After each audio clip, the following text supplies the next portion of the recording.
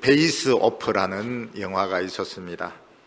이 영화는 흉악한 범인이 다른 사람의 얼굴을 뜯어붙여서 다른 사람 행세를 하는 내용입니다. 얼마 전에 신문을 보니까 이렇게 얼굴을 바꾸는 것이 이론적으로만 가능한 것이 아니고 실제로 가능하다, 이런 내용이 적혀 있었습니다. 영국의 어떤 분이 화재로 중화상을 입었는데 얼굴이 없어지게 되었습니다. 눈, 코, 입이 다 없어지게 되고 얼굴이 그냥 평면이 되었습니다. 그래서 이 성형외과 의사들이 금방 죽은 사람의 얼굴을 뜯어내어서 이 사람의 이식을 시키는 데 성공을 했습니다. 물론 이렇게 얼굴을 뜯어서 붙였다고 해서 완전히 정상적인 얼굴이 된 것은 아니지만 그래도 코가 있고 입이 있고 이렇게 표정이 있는 얼굴이 되었는데, 아이가 보고 아빠 멋있어요, 데디 it's cool, 굉장히 멋있어요. 그게 인상적이었습니다. 아이가 아빠를 축하하면서 아빠 새 얼굴 너무 멋있어, cool 이렇게 하는데 굉장히 마음에 그게 와닿았습니다. 사람들은 한 번씩 내 얼굴을 한번 싹 뜯어 고쳤으면 좋겠다, 인생을 확 뒤집었으면 좋겠다, 이런 생각을 할 때가 있습니다. 제 친구 중에서 보면 이 얼굴에 열등감을 가진 아이가 있었습니다. 근데 보니까 이 얼굴에 대한 열등감이 한평생 가는 것을 알게 되었습니다. 우리 교회 청년들은 보면 그게 이제 다 극복이 되고 주 안에서 더 멋있고 아름답게 사는 것을 보는데, 신앙이 별로 없는 사람은 그 얼굴에 대한 열등감이 남자인데도 한평생 이게 극복이 안 되고 결국은 참 인생을 스스로 화를 내면서 자기 자신을 막 저주하면서 이렇게 살아가는 것을 볼 때에 참 이 얼굴에 대한 열등감이 참 굉장히 심각한 문제구나, 이런 것을 경험하게 되었습니다. 요즘 대학교 신입생들 들어오면 빨리 고등학생들을 대학생으로 바꾸기 위해서 무엇을 하는가? 술을 막 먹입니다. 그래서 온 대학에 술판이 벌어집니다. 그래서 학생들은 충만인데 술충만으로 비틀거리면서 학교를 이렇게 다니게 되고, 또 대학교 졸업하고 회사에 가면 술을 막 먹입니다. 사회인이 되라고, 빨리 변해라고. 사람들이 술 취하면 어른이 된 것 같고 딴 사람이 된 것 같지만 실제로는 그 취했을 뿐이지 실제로 변한 것은 아무것도 없습니다. 저는 대학교 1학년 때 술 같은 거 마시지 않고 어떤 외국 목사님 와서 설교하는 예배에 갔으면, 벌써 다르죠, 예수 믿는 사람은. 그 영어로 설교하는 그걸 들으러 갔습니다. 통역하는 사람이 뭐라고 말해요? 여기 있는 대학생들은 다 영어가 우수하니까 통역 안 하겠습니다. 영어로 막 설교하는데 우리가 무슨 재주로 알아듣습니까? 대학교 들어가면서 전부 독해력, 문법, 동명사, 투, 부정사 이것만 공부했는데 이 학생들은 굉장히 뛰어난 학생이니까 통역이 필요 없습니다. 한마디도 못 알아들었습니다. 똑같이 예수님을 만났는데 어떤 사람은 확 변하고 전혀 안 변한 사람이 있었습니다. 누가복음에 보면은 어떤 바리새인이 예수님의 집을 초대해서 같이 식사를 했는데도 조금도 변하지 않았습니다. 근데 막달라 마리아 같은 여자는 7 귀신이 들려서 미친 여자입니다. 귀신이 하나만 들어와도 미치는데 7 귀신이 들어왔으니까 완전 미친 여자죠. 근데 이 여자는 너무너무 아름다운 새 사람으로 변했습니다. 어떻게 똑같이 예수님을 만났는데 전혀 안 변한 사람이 있고 이렇게 딴 사람이 된 이런 사람이 있는가? 그걸 생각해 보니까 속에 무엇이 들어있느냐 하는 게 차이였습니다. 자기 생각에 꽉 차 있는 사람은 예수님을 만나더라도 예수님이 그 안에 들어갈 수가 없습니다. 그런 사람은 예수님을 봐도 무슨 예수님이 좀 특별한 선생, 좀 급진적인 사상가, 급진적인 이론가, 좀 별난 사람, 이런 인상밖에 못 받았습니다. 근데 자기 생각을 완전히 비우고 예수님의 말씀, 하나님의 말씀으로 채우는 사람은 완전 인생이 변합니다. 술 마신 것이 아니고 완전히 성령으로 딴 사람이 되는 것입니다. 사람들은 이 속에 있는 암을 자기 자신은 알지 못합니다. 대개 보면 건강검진 과정에서 이게 드러나게 되는데, 처음에는 암이다 이런 진단이 나오면 절대 그럴 리가 없다, 나는 암일 리가 없다, 막 절대로 인정을 안 합니다. 그러다가 좀 지나면 왜 하필이면 나에게 이런 병이 생겼을까 막 화를 냅니다. 그러다가 결국 포기를 하고 수술을 받고 항암 치료를 받으면 살게 됩니다. 요즘은 암이 죽는 병이 아닙니다. 요즘은 암은 조기만 발견하면 거의 90% 100% 삽니다. 좀 과정이 고통스러워서 그렇지 충분히 살 수 있는 병입니다. 근데 처음에는 나는 아프지도 않는데, 나는 다른 사람과 다르지, 왜 하필 나에게 이런 병이 있어? 인정을 안 합니다. 그러다 인정하고 수술을 받고 치료받으면 100% 삽니다. 우리 인간은 겉으로 보면 다 멀쩡한 것 같습니다. 문제가 없습니다. 하나님 말씀을 비추어 보면 암덩어리, 죄의 암덩어리가 나오는 겁니다. 그래서 우리가 하나님의 말씀을 듣는 것은 참 은혜스럽기도 하지만 위기이기도 합니다. 멀쩡한 줄 알았던 내 인생이 왜 그래 문제가 있다고 하는가? 왜 나를 죄인으로 몰아붙이는가? 난 인정 못하겠다.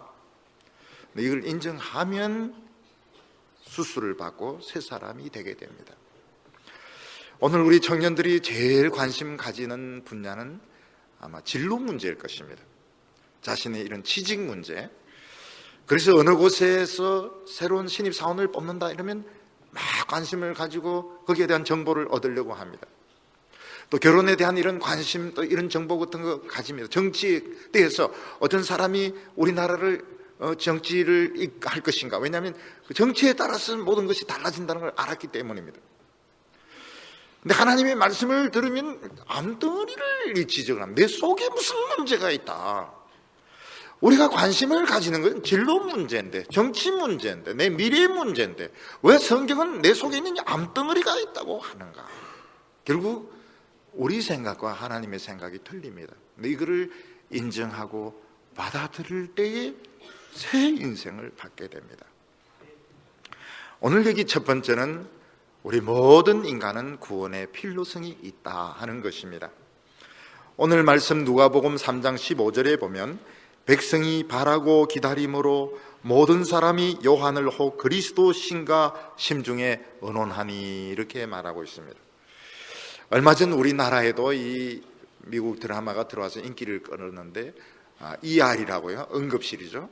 에머전시 룸 ER이라고 해서 많은 사람들이 보고 이랬는데, 거기 보면 이제 응급실에 근무하는 이런 레지던트 의사들이 잠도 자지 못하고 환자들을 받는다고 이제 고생을 많이 하는데, 이제 다양한 이 환자들을 이제 치료하면서 경험을 하고, 특히 이 외과 의사들의 자부심이 대단한데, 외과 의사들은 이제 무슨 생각? 우리는 사람을 살릴 수 있다.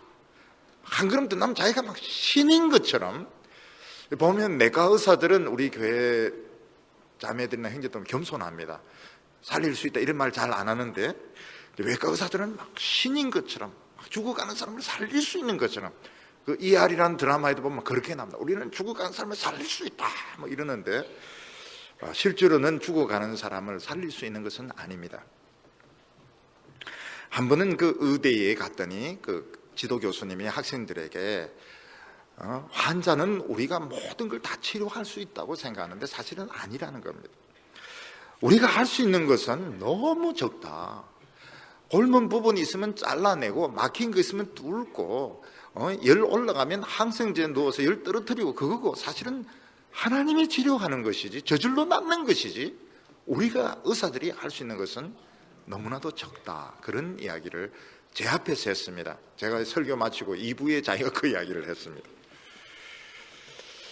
우리가 우리 상태를 보려면 사회적인 이런 인식을 가지고 모릅니다. 정확한 환자의 상태는 엑스레이나 CT나 MRA로 찍어야 알 수 있는 것처럼 우리가 하나님의 이 말씀을 가지고 비추어야 내 자신을 볼 수 있는데, 하나님의 말씀을 가지고 비추면 내 자신은 내 관심과는 너무 다른 것입니다. 지금 내 관심 가진 건 진로 문제인데, 취직 문제인데, 결혼 문제인데 왜 자꾸 죄 문제를 이야기하시는가? 왜 자꾸 하나님께 맡기라고 하는가? 이게 이제 젊은 사람들의 그 의문입니다. 세례 요한은 유다의 백성들에게 하나님의 말씀을 전구했습니다. 하나님의 말씀을 가지고 자기 자신들의 모습을 보게 했습니다. 사람들은 하나님의 모습을 보기만 해도 은혜가 됩니다. 듣기만 해도 은혜가 됩니다. 요한이 오기 전까지 유다의 많은 선생들은 많은 이야기를 했지만 하나님의 말씀이 아니었습니다. 그냥 희망사항입니다. 사람들은 희망사항을 듣는 것과 하나님의 말씀을 듣는 것이 다릅니다. 희망사항은 다 좋은 것이 좋다고 막 이렇게 이야기하지만 정확하지가 않고 뿌였습니다. 하나님의 말씀을 들으면 굉장히 명확합니다. 하나님이 내 옆에 있구나, 하나님 내 문제를 정확하게 보고, 이것만 해도 굉장히 은혜가 되고 막 자신감이 되고 살 수 있겠구나, 이런 생각이 듭니다. 근데 유다 백성들은 거기서 한 걸음 더 나가서 세례 요한이 메시아가 아니겠는가. 그들이 생각하는 메시아는 우리의 의식주 문제, 정치적인 문제, 다른 문제까지 다 해결해 주는 이런 정치적인 리더가 아니겠는가, 이런 생각을 했던 것입니다. 그러니까 세례 요한은 하나님의 말씀을 가지고 그들의 상태를 보고 우리는 이걸 하나님에게로 가져가야 된다, 이걸 전하고 있는데, 유다 백성들은 알았으니까 이제 먹는 문제, 집 문제, 이런 문제를 해결해 주기를 바랬던 것입니다. 이스라엘 백성들의 어려움을 해결할 수 있는 분은 하나님의 아들이었습니다. 이스라엘 백성들이 자기 죄를 가지고 예수님께 가져오면 예수님 이걸 십자가에 못 박았어요. 죄를 못 박는 게 아니라 예수님 자신을 못 박았어요. 자신과 우리를 이식을 시키고 교환을 시켜서 치료를 하는 거, 굉장히 어려운 과정입니다. 그런데 유다 백성들은 그런 과정 없이 설교 듣고 은혜 받고, 그 다음에는 현실 문제를 도와달라, 결혼 문제, 직장 문제, 주택 문제를 해결해라, 너무 쉽게 생각을 하고 있었던 것입니다. 오늘 많은 사람들이 교회에 와서 말씀으로 은혜 받고 난 뒤에는 바로 자기 현실 문제로 뛰어듭니다. 취직 문제, 결혼 문제, 집 문제, 이런 문제로 막 뛰어드는데, 이거는 치료 과정이 생략이 된 것입니다. 여러분, 진찰은 치료가 아닙니다. 진찰은 지금 내 상태가 어떤지 정확하게 알아보는 것이고, 치료는 반드시 수술이라든지 이런 고통스러운 과정을 거치고 회복이 되어야 이게 치료가 된 건데, 진찰받고 바로 사회활동을 하려고, 당신은 메시아가 아닙니까? 우리의 문제를 해결해 주세요, 이러면서 덤벼드는 것입니다. 오늘 현대인들의 문제는 뭔가 하면 자기를 진찰조차 안 받고 그냥 바로 이런 현실적인 문제를 해결하려고 하든지, 그리스도인 중에는 진찰만 받고 치료 안 받고 그냥 세상으로 나가든지, 너무 쉽게 인생을 생각하고 있는 것입니다. 우리가 생각하는 인생은 결코 간단하지가 않습니다. 여러분, 남녀가 이렇게 이성 교제를 해도 사실은 준비가 안 됐을 때는 굉장히 어렵습니다. 이성 교제가 너무 어렵습니다. 준비가 됐을 때는 서로가 이제 참 이야기도 잘 되고 이제 결혼도 되고 순조롭게 이렇게 되는 것 같지만, 준비가 안 됐을 때는 그 이성 교제하면 막 싸웁니다. 싸우고 울고 가슴 아파하고, 또 가슴은 또 보고 싶으니까 또 전화 걸고, 그러면서 계속 악순환이 반복이 되죠. 왜 그런가 하면 우리 인간은 절대로 간단하지가 않습니다. 청소년들을 대해보면 어떻습니까? 청소년들은 뭐가 그렇게 까탈스러운지 모릅니다. 너무너무 까다롭습니다. 그런 아이들을 공부하라고 두드리 잡아놓으니까 이 폭발을 하는 것입니다. 우리 인간은 공부의 문제로, 남녀 사랑의 문제로, 취직의 문제로 해결되지 않는 굉장히 복잡한 이런 구조를 가지고 있는데, 거기에다가 안에는 이 암덩어리, 죄의 암덩어리가 자라고 있는 것입니다. 오늘 많은 사람들은 인생을 너무 쉽게 생각합니다. 취직을 하고 정기적인 수입이 있고 결혼을 하고 아이를 낳으면 인생의 문제를 해결되는 거로 생각하는데 실제로는 너무 쉽게 생각하고 있는 것입니다.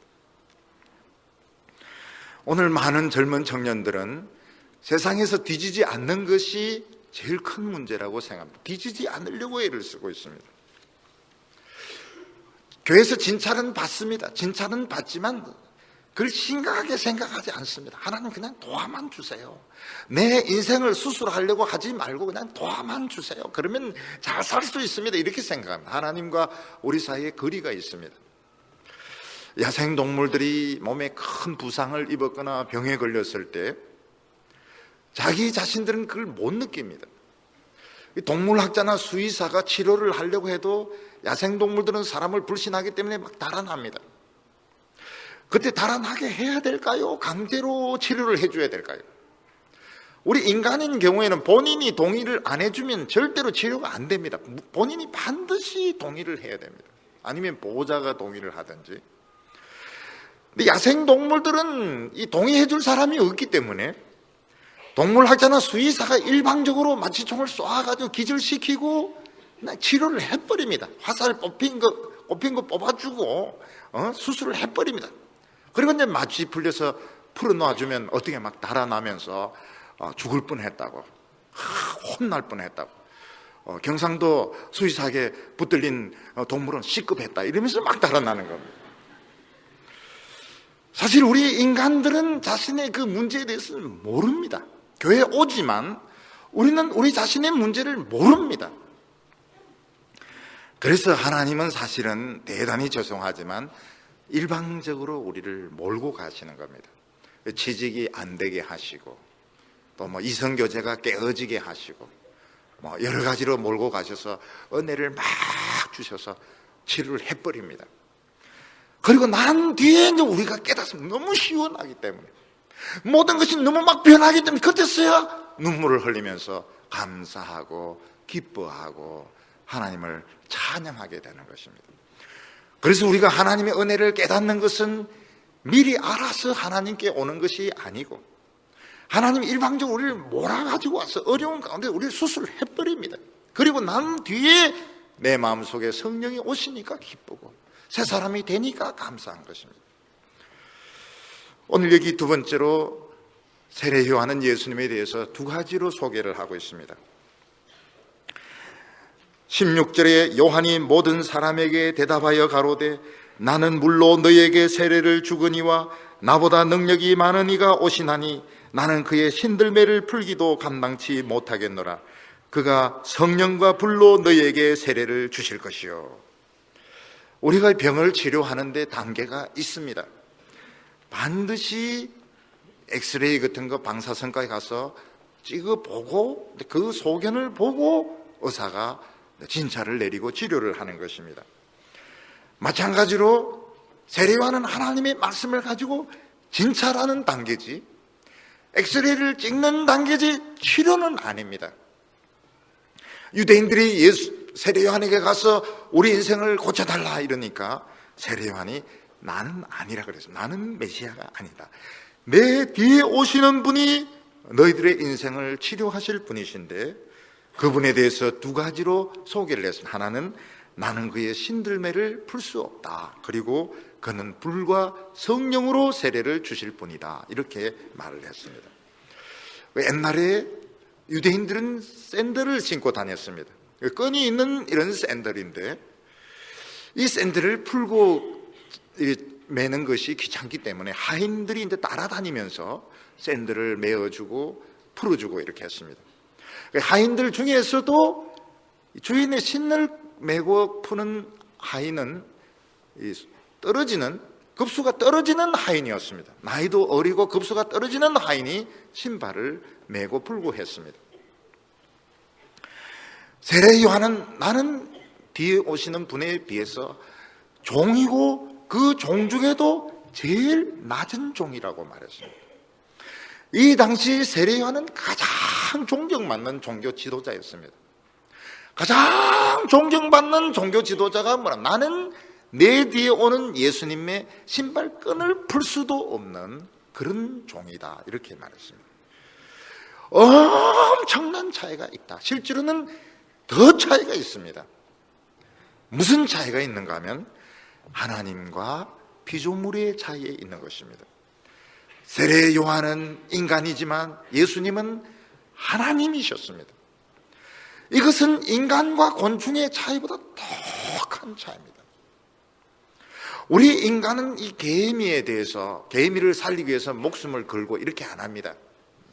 개미를 연구해서 박사학위를 받은 사람도 있지만, 개미를 위해서 연구해서 박사는 받지만 개미를 위해서 십자가에 못 박혀 죽거나 개미에게 물려 죽거나 이런 거는 없습니다. 개미하고 인간은 엄청난 차이가 있죠. 그런데 그 하나님의 아들이 인간이 돼, 이건 말도 안 되는 겁니다. 사실 우리가 이 기독교에 대해서 이건 말도 안 된다, 그 말이 맞습니다. 여러분, 우리가 아무리 똑똑해도 우리는 피조물입니다. 흙으로 만든 피조물, 흙덩어리 뒷거리에 불과한 것입니다. 키가 크다, 그거는 흙이 좀 더 길게 모인 것입니다. 뚱뚱한 사람은 흙이 좀 볼록하게 많이 모인 것입니다.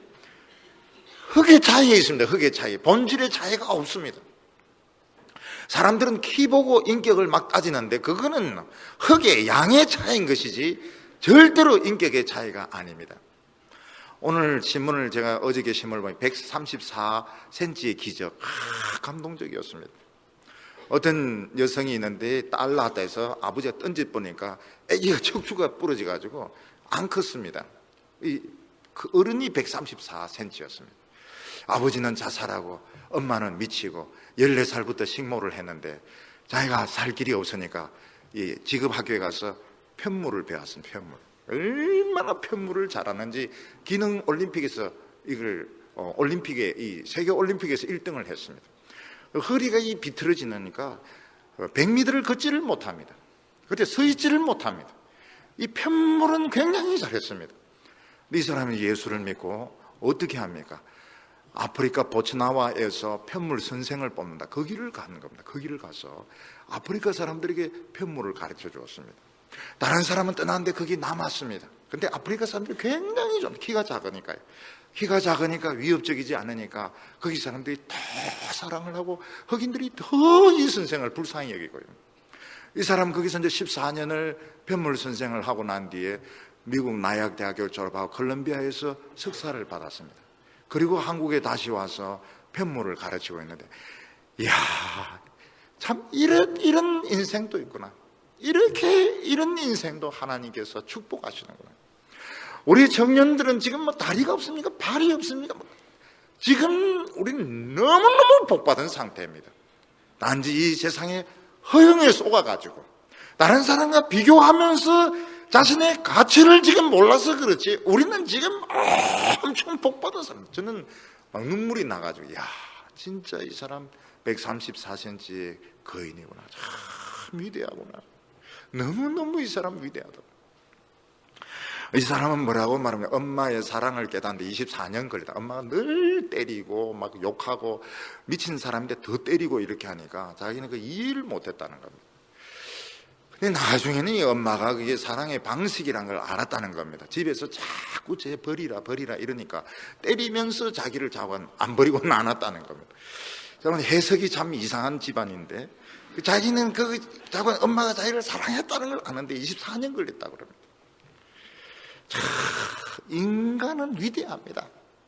저희들 중에서 위대하지 않은 사람은 한 명도 없습니다. 단지 그걸 우리가 몰라가지고 마귀에게 속아서 그냥 사람들하고 그냥 일반적인 그런 인생이 그게 성공인 줄 알고 자기 자신의 가치를 모르고 있는 것입니다. 하나님의 아들이 인간이 됐다는 말도 되지도 않는 겁니다. 그러나 이거는 엄청난 사건입니다. 하나님의 아들이 왜 인간이 되려고 했는가? 뭐 때문에 왔는가? 우리 이 질문을 해야 됩니다. 공부하기 이전에, 직장생활 하기 이전에, 좋은 차를 타고 다니기 전에 왜 하나님이 답답해서 인간으로 왔는가? 물어봐야 됩니다. 무엇을 하기 위해서, 우리에게 뭘 주려고 왔는가? 이게 최고로 급선무인 것입니다.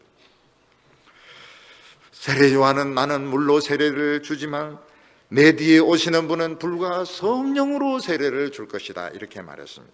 성령으로 세례 준다는 걸 잘 모르니까 불의를 붙였습니다. 불과 성령으로. 이거는 불이 성령을 설명하는 것입니다. 물과 불이 뭐가 다릅니까? 둘 다 깨끗게 하는 정화작용을 합니다. 물이라고 하는 것은 우리의 의복이나 얼굴이나 그릇 같은 것을 그 성격은 변하지 않게 하면서 깨끗하게 하는 역할을 합니다. 물은 본질은 바꿀 수가 없습니다. 그릇을 못 바꿉니다. 옷을 못 바꿉니다. 본질은 그대로 있는 상태에서 때만 빼는 것이 물이 하는 것입니다. 근데 불은 무엇입니까? 녹입니다. 태웁니다. 화학 반응을 일으킵니다. 그 성격 자체를 바꾸어 버리는 것입니다. 사람은 겉모습만 변한다고 해서 딴 사람이 되지 않습니다. 입는 옷이 달라졌을 때 새 사람이 되느냐? 새 사람이 된 기분은 아마 한 10분이나 20분밖에 되지 않을 것입니다. 좋은 차를 탔을 때 귀족이 된 느낌이 들 겁니다. 그게 그렇게 오래 가지 않습니다. 인간은 본질이 변해야 되는데, 물론은 본질은 바꿀 수 없습니다. 기분만 바꾸게 하는 것입니다. 근데 불은 태워버려서 완전히 화학적으로 다른 물건이 다른 그런 물질로 바꿉니다. 물리와 화학의 차이가 무엇입니까? 물리는 물체의 성격은 변하지 않으면서 이동하는 것, 그리고 크거나 작아지는 것, 이걸 연구하는 것입니다. 근데 화학은 그 성격이 변하는 것입니다. 제가 옛날에 청년들 주례할 때의 결론은 물리, 화학, 생물 중에 사람들은 많이 생물이라고 생각하는데 화학에 속한다, 그 이야기를 했습니다. 화학을. 두 사람 다 변하는 것이 결혼이다. 결혼에 왜 실패하느냐? 나는 안 변하면서 상대방을 자기에게 맞추려고 할 때 그 결혼은 실패하게 됩니다. 서로가 같이 변해야 되는 겁니다. A와 B가 C와 D가 돼야지 결혼이 되는 것이지, 나는 하나도 안 변하고 너만 변해라, 이거는 결혼이 실패하게 되어 있습니다. 그래서 결혼은 화학에 속하는 것입니다. 세상에서 사람들이 좋아지는 것은 물리적인 변화입니다. 절제하고 술을 끊고 좀 더 얌전한 사람이 되고. 그런데 예수님이 우리에게 오시는 이 성령은 본질을 바꾸는 것입니다. 처음에는 조금 변하기 때문에 잘 모릅니다. 우리 안에 있는 죄의 본성이 너무 크기 때문에 우리는 변화를 잘 느끼지 못합니다. 근데 이게 골리앗을 때리잡습니다. 이게 나중에 보면 죄를 싫어하게 됩니다. 하나님을 좋아하게 만듭니다. 우리 청년들 중에 보면 정말 그 찬양을 좋아하는 분들이 있어요. 막 진짜 찬양을 즐기고 찬양을 기뻐하고, 이게 사실은 변화되어서 그런 것입니다. 불은 금을 녹입니다. 은을 녹입니다. 불순물을 태워버립니다. 불과 성령으로 너에게 세례를 주실 것이요. 예수님이 우리에게 하시는 것은 우리 안에 조그만 하나님의 성품을 집어넣습니다. 이게 이제 육체의 정욕을 쾌호를 시킵니다. 나중에는 술이 싫어집니다. 담배가 싫어집니다. 거짓말이 싫어집니다. 찬양이 좋아집니다. 다른 사람이 막 귀해지게 됩니다. 며칠 전에 신문을 보니까 육군의 그 별 3개가 이 성추행을 해서 그냥 별을 떨어지게 됐습니다. 별 3개가 뭐가 답답한, 그런 사람을 건드릴 수 없습니다. 그러나 정욕이 그 사람을 떨어뜨린 것입니다. 17절에 손에 키를 들고 자기의 타작마당을 정하게 하사 알곡은 모아 곡간에 들이고 쭉정이는 꺼지지 않는 불에 태우시리라. 논이나 밭에 보면은 많은 잡초들, 곡식들이 막 함께 자랍니다. 근데 농부는 어떻게 됩니까? 가을에 그걸 다 추수를 해서 그걸 타작을 하고 난 뒤에 그게 이제 바람을 막 일으킵니다. 키라고 하는 것은 삼각대로 생긴 건데 막 이렇게 하면서 바람을 일으키면 무거운 알곡은 남고, 그리고 이제 이 티끌들은 다 물러가게 됩니다. 요즘은 막 선풍기를 돌리죠. 그 선풍기 돌리는 것도 옛날 방식. 요즘 기계 안에서 다 돌까지 다 골라집니다. 농부는 그 알곡은 모아서 창고에 넣고, 그리고 남은 그 쭉정이는 태웁니다. 이 세상의 인간들은 다 똑같은 것 같지만 오히려 예수 믿지 않은 사람이 더 똑똑하고 유능한 것 같지만 육체의 야망과 욕심을 위하여 사는 인생은 쭉정이 인생입니다. 나중에 하나님 앞에 다 날려가게 됩니다. 내 안에 성령이 오셔서 고민을 합니다. 막 여러 가지로 막 방황을 합니다. 기도합니다. 은혜 받아서 하나님의 뜻을 위해서 쓴 인생은 알곡으로 남습니다. 우리 인간은 굉장히 정교합니다. 여러분들 중에서 단순한 사람 아무도 없습니다. 어떤 청년은 그렇게 합니다. 목사님, 나는 왜 이렇게 까다롭고 복잡하고, 그게 정상적인 겁니다. 예수 믿으면 믿을수록 까탈스러운 것 같습니다. 복잡한 것 같습니다. 감정이 굉장히 변덕이 심한 것 같습니다. 왜냐하면 그렇게 복잡하게 우리는 비행기 같이, 고급 자동차 같이, 컴퓨터 같이 굉장히 복잡합니다. 이거는 일반인들이 고칠 수 없습니다. 이것은 하나님의 아들이 와서 하나님의 부속품을 주셔야 되고, 하나님의 능력, 하나님의 성령을 주셔야 고칠 수가 있습니다. 그동안 우리는 세상에서 뒤지는 것 같습니다. 남들이 좋은 것을 다 가지는 것 같습니다. 나중에 보면 쭉정이 인생입니다. 오늘 우리의 질문은 내가 쭉정이 인생으로 살 것이냐, 알곡으로 살 것이냐 하는 것입니다. 저는 여러분들이 하나님의 말씀의 능력을 믿어보시기를 바랍니다. 여러분이 내 속을 도덕적으로 완전한 사람은 없습니다. 실수도 많이 합니다. 말의 실수도 많습니다. 과거를 생각하면 부끄러운 것도 많습니다. 이건 전부 정상적인 것입니다. 성장 과정에 그렇지 않은 사람이 있을 수가 없습니다. 인간은 부끄러운 게 없을 수가 없습니다. 지나간 건 지나간 거고 내 속에 하나님의 말씀으로 채우고 연단을 겪으면 보석으로 변합니다. 그리고 하나님이 좋은 걸 다 주십니다. 늦게 공부해서 교수가 되기도 합니다. 또 사부고시를 패스하기도 합니다. 어려운 직장이 되고 하나님께서 다시 조합을 주십니다. 여러분이 이 세상에서 유명한 사람들은 다 하나님의 일반 은총으로 유명하게 된 거죠. 피카소 같은 사람, 그 그림 하나가 수백억 아닙니까? 그 피카소의 그림 그리는 재능도 하나님이 주신 것입니다. 그러나 그것은 구원의 능력이 아닙니다. 일반 은총입니다. 우리 예수 믿는 사람에게는 모세의 능력, 엘리야의 능력을 주셔서 죽은 사람을 살리게 하고 변화시키는, 사람을 변화시키는 그런 능력을 주셨습니다.